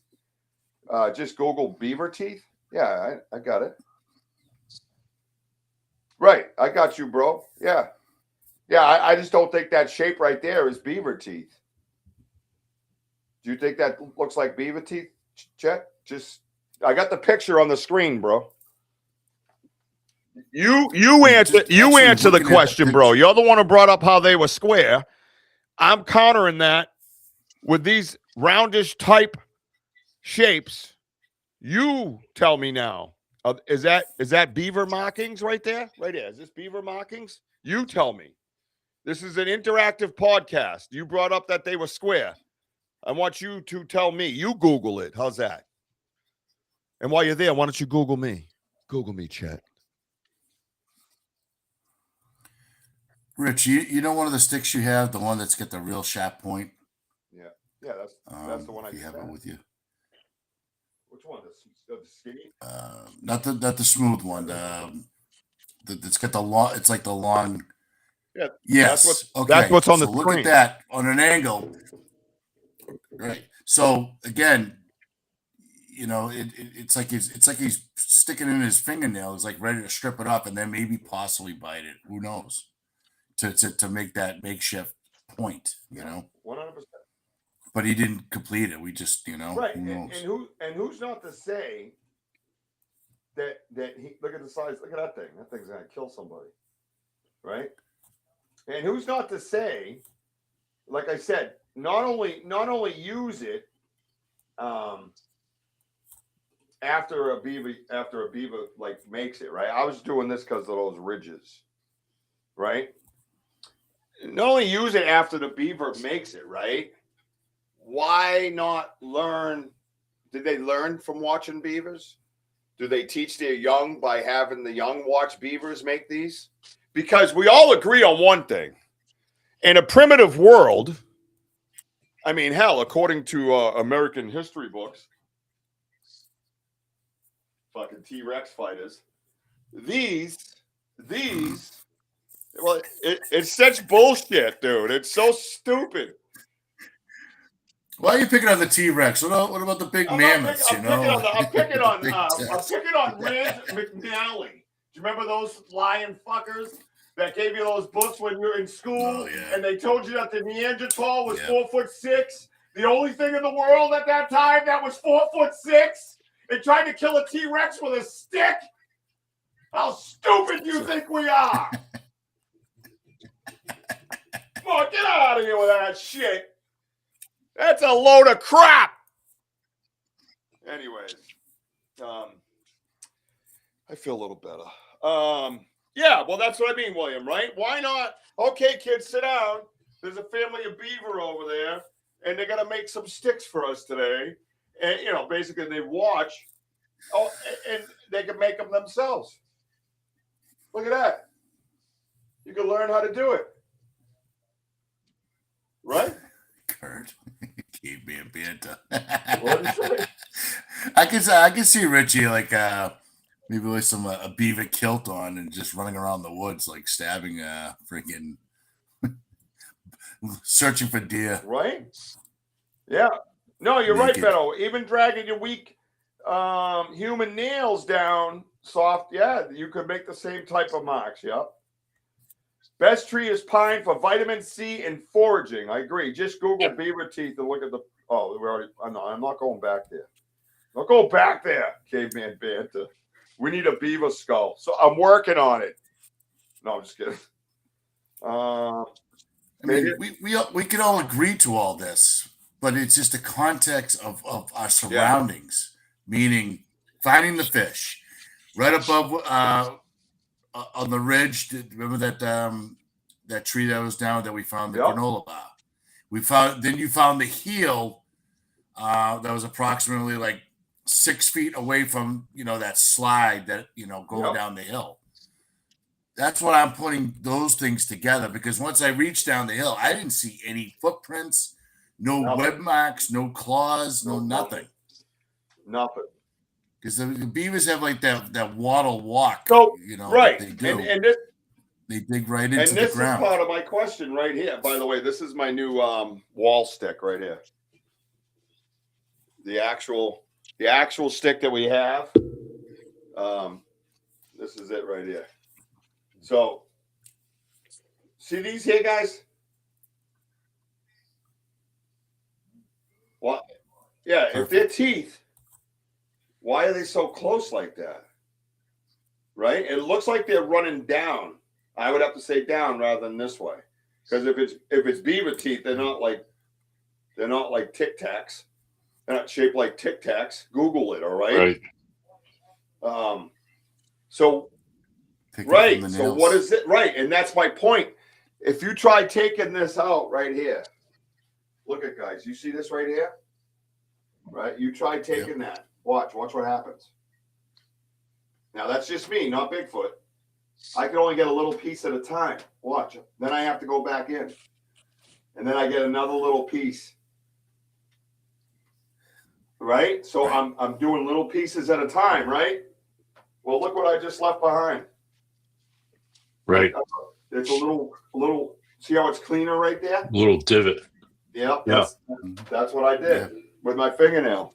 So it's something to think about, right? So do we think that these are beaver teeth? Everybody on the side, because we're wrapping this up. Everybody think right here. Do you think, I'm asking specifically the picture that you're looking at before you answer right here. Do you believe that those are beaver teeth? No. No. Neither do I. Anybody else on the side that do you believe this is beaver teeth? Right here. No. They would be all around it, not just in that one location. Yeah. And even if we use the theory that if it's soaking in the water, it expands and then it comes out smooth because it expanded, why didn't it expand that? Right. It would have done it would have happened to the whole stick, not just that one area. That is Sorry. Is different. William. What? William Nighthawk says, I knew a girl nicknamed Beaver Teeth. Unfortunately, it didn't work out. So everyone's saying no. First of all, I want to add to that comment, William. Good for you, bro. Good for you. All right, moving on. I'm glad it didn't work out, brother.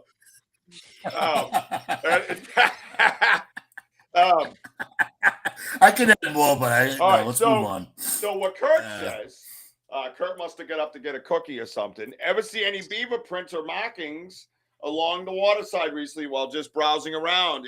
It's just coming out of winter, which means they're active. Everybody help Kurt out. I think that WOJO crossed over that. Never seen them. Yeah. I walked the whole inlet. I have never seen beaver activity on this river since 2002. That's it. Ever. It covers everything. Yeah. All right. So, Rich, let me ask you this: have you ever seen any beaver activity? Elders, Wojo, I'll kill you, Wojo. What? Yes, I like that. Oh, someone take a screenshot of that. That was pretty cool. God bless JT. Thank you for coming tonight, brother. And hello, Elder Medicine Bear Claw. That's right, everybody. We have Elder Medicine Bear Claw here. She's calling number 73. What's your answer? You've won. All right, here we go. Bucky is a strange name for a girl, William. He's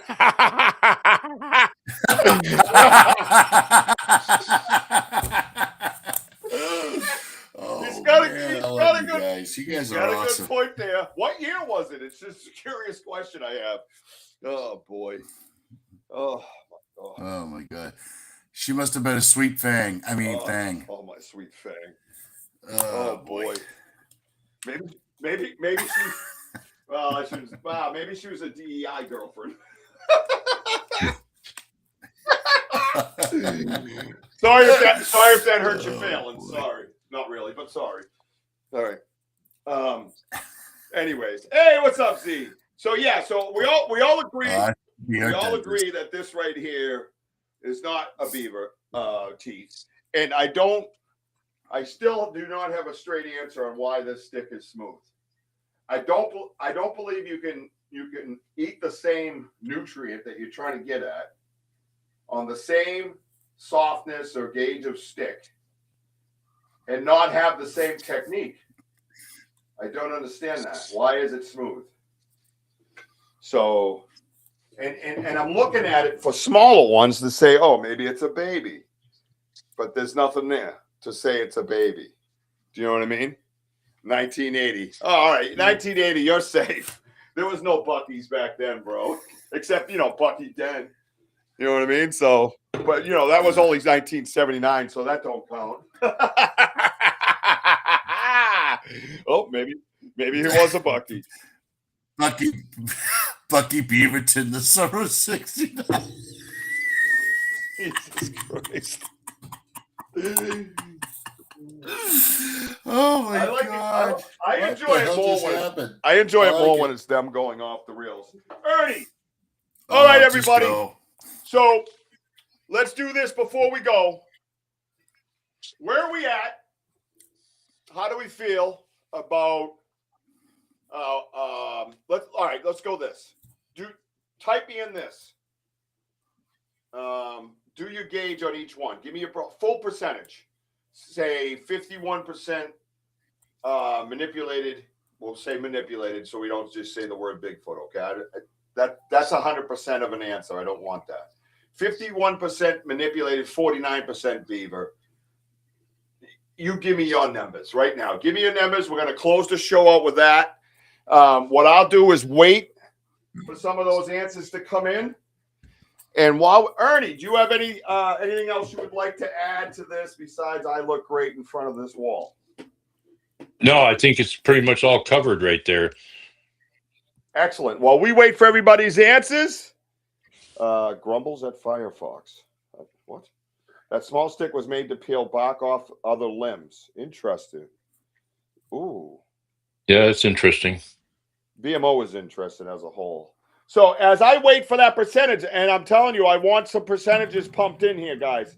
I'm gonna let you guys enjoy this one more time.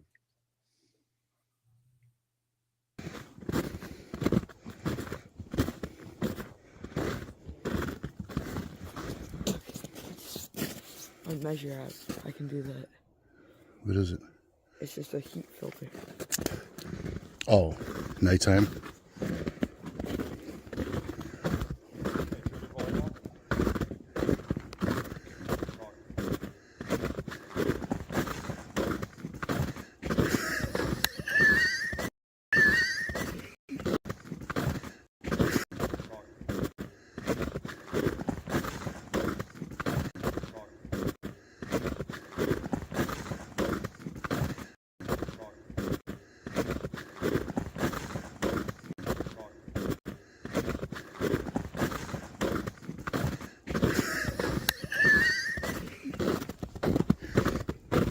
Man down.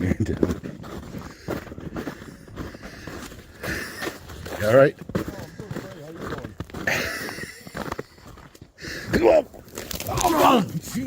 Oh, God. Oh, shit. That was not on purpose. Holy shit. All right. Yes. Yeah, get off me, Bucky. All right. How about when you slid down the tree trunk? Yeah, that would be a really good one. That would be a real. My favorite part of that video right there is when I land, my foot comes up again. I landed on my side, my foot goes boop. All right. I got no percentages from anybody, I guess. All right, good. No, this percentage is coming up. No, Yeah, you got a couple. Yeah. 70% manipulation, 30% animal. Fair. That's a fair assessment. Yeah. Her last name was Butt. Becky Braver Teeth Butt.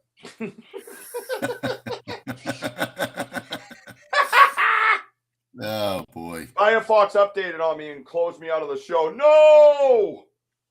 100% tools, and now Richie has them, so they got to make more. No, I think that's great. I think you're right.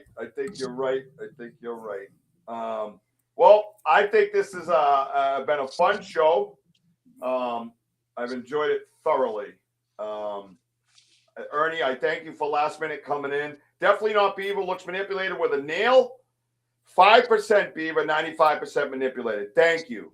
I love it. 60-40 Williams, 60-40 Castile. Love it, man. These are all fair answers. And that's what we want to be, guys. We don't want to be like, oh, my God. You know, like the picture we have of him, that's 100%. That's factual. Right. That's factual. You can't change that. It's encrypted in a phone and tracked on YouTube Live. You can never change. That's 100% a Forrest person, our friend the Satunga, right there with a light attached to him. You can't change that. This type of stuff, we want to reel it in a little bit, and have an adult conversation and try to figure this stuff out together. This was awesome. This is what I want to do this show. This is why I love doing this show. Would you like to come in here and see me for a moment? I'll sit. Hello, my baby. Hello, my darling. Hello, my Jessie girl. Check the merch store. Check the merch store? Yes. Why? What'd you do? I added a Sam's Pretty Paranormal shirt and a new Banter shirt. A new Sam's Pretty Paranormal shirt has been uploaded to the merch store, and a new Banter shirt has been uploaded to the merch store, is what you're saying. Yes. Excellent. Excellent. Excellent. And What? Ghost Cats Encrypted has her. And Ghost Cats Encrypted has her own stuff, but they have their own fourth walls, I believe, right? Yeah, but you know. But anyways, we have extra stuff.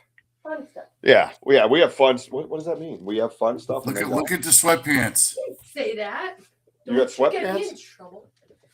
You who's got sweatpants? People have been asking. Oh, well, all right. Some things are hard to make, though. You guys just ask and act like it's just going to show up. It just doesn't work. I heard sweatpants. Doesn't- I'll check it out. We were No. asking. No, you weren't asking. You're telling me. All right, fucking. That's it. Oh, Jesus. That's a Neanderthal fighting a T-Rex. Is that Do you okay? is wondering, Rich, boxer shorts? Yes, I'm wearing some right now. Thank you, Dehu, for asking. Did you get all the pictures that Dehu was asking for last night, by the way? What? Tyler, we're leaving. Get out of here. Tyler! Tyler! Tyler! What in the fuck, Oh, Tyler? God. What are you doing here so late, Tyler? You just got out of Target. You got out of Target? Target. What were you doing over at Target? Did you take the car or the train? It was working. Oh, he's working over here. You got a rolling dog, Tyler? Roll a dog. Get to the chopper. All right, we gotta get out of here. So let's do something fun. Let's see if we can do it and have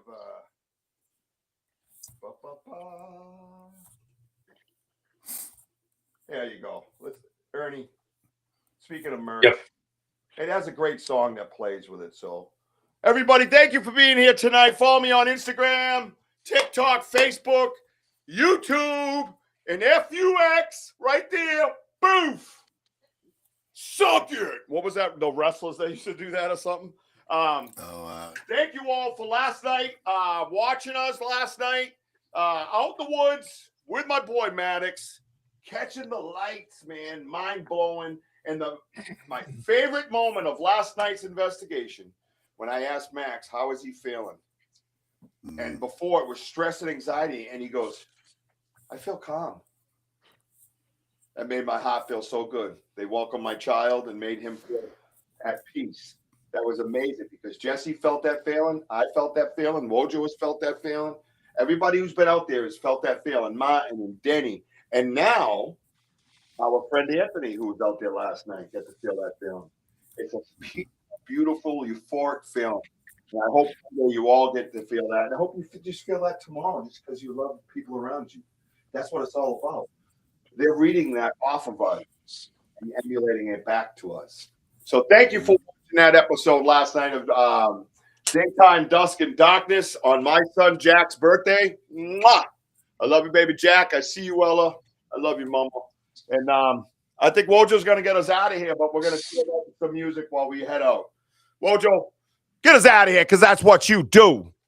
You got it, boss. Well, hey, everyone, thank you for all being on here, and Ernie, and we love you all. Thank you.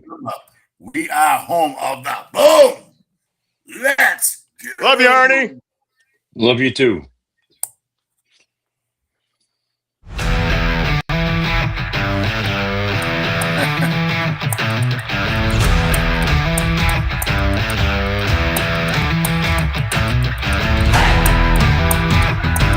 Don't forget to buy the merch.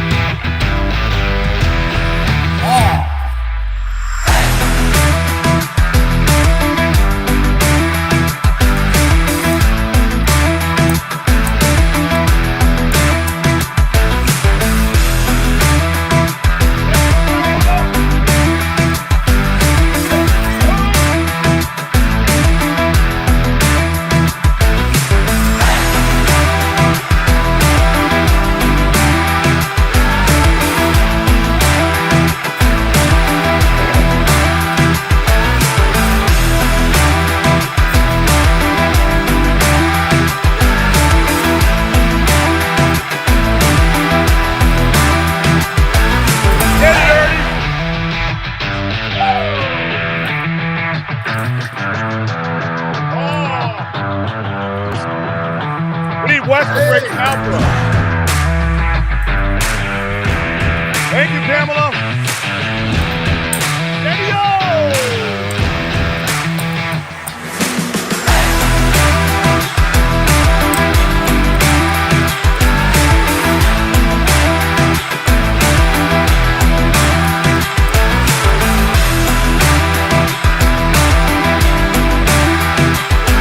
I love this weird, but it's fun.